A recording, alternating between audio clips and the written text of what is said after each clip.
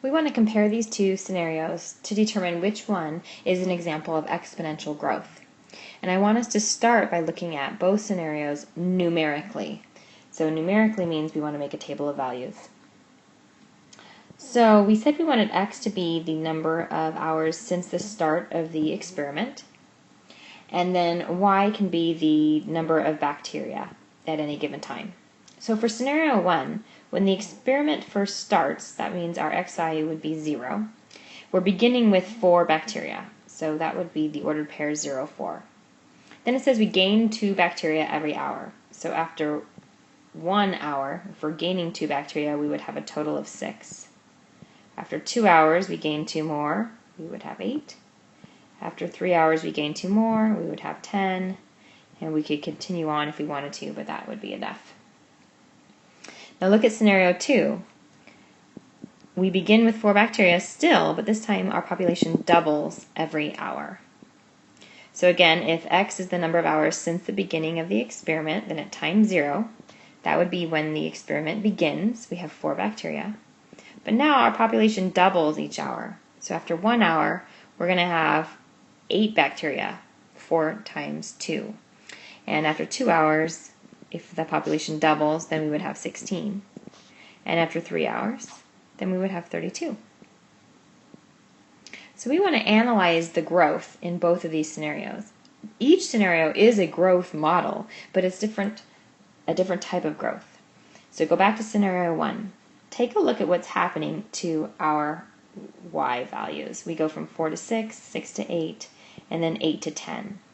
We're actually adding 2 every time. Our y values are increasing by 2.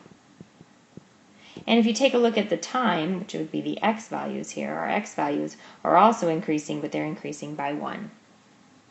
So this shows us that our y values, we have this constant rate of change because they're increasing by a constant value every time.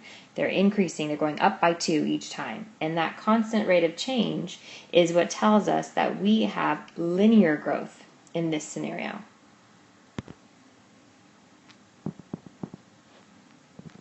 So if our growth is linear, then if we actually plotted these points, we would expect them to create a line. So to write the equation for my line, we know we need the slope, and then we need a point.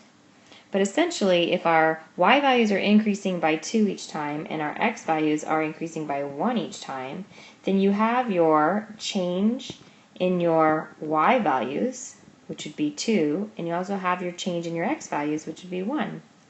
So we know that the slope of our line, change in y over change in x, is going to be 2 over 1, which would just be 2. And in fact, we also have our y-intercept of 0, 4. So we don't even have to use point slope form. We could go ahead and write the equation for this growth. It's going to be linear growth, and the equation would be y equals 2x plus 4 if we write the line in slope-intercept form. 2 is my slope, that's my constant rate of change, and my y-intercept is 4. So scenario 1 is a linear growth model. Now compare that back to scenario 2. Look at what's happening to our y values. If we analyze 4 growing to 8, 8 to 16, and 16 to 32, you'll notice we're not increasing by the same value every time. This time, to go from 4 to 8, you're actually multiplying by 2. And 8 times 2 will give us 16, and 16 times 2 will give us 32. And that's our signal that this is not a linear growth model, but that this is exponential. We have this multiplier. We're multiplying by the same number every time. We're multiplying by 2. That's the signal that this is an exponential situation. Our population of bacteria is growing exponentially. Now in the previous example, when it was linear and we were increasing by 2 every time, that was helping us figure out our slope. Well, if we're multiplying by 2 every time, then if 2 is our multiplier, think about what happens if you multiply repetitively by 2, then that's telling us what the base is going to be in our exponential equation.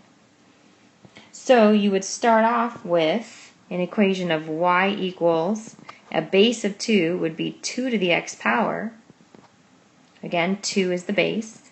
And then we would analyze our equation to see, okay, is it actually going to match the values that we have in our table?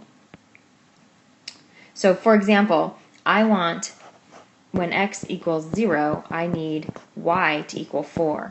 And is that going to happen? If I put 2 to the 0 power, am I going to get a y value of 4? And the answer is no, because 2 to the 0 power is equal to 1.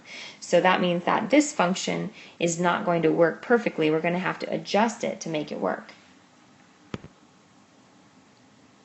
So how might I adjust this function so that it does contain the point 0, 4?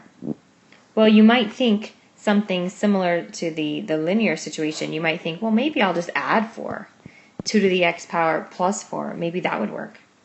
But again, try it by actually plugging in the value of x equals 0. We would have y equals 2 to the 0 power plus 4. That would give me 1 plus 4, which actually is going to give me 5. So that's no good either. So it turns out the way to rectify this situation so that we can put in 0 for our exponent and get back a 4 would be by having a value out in front.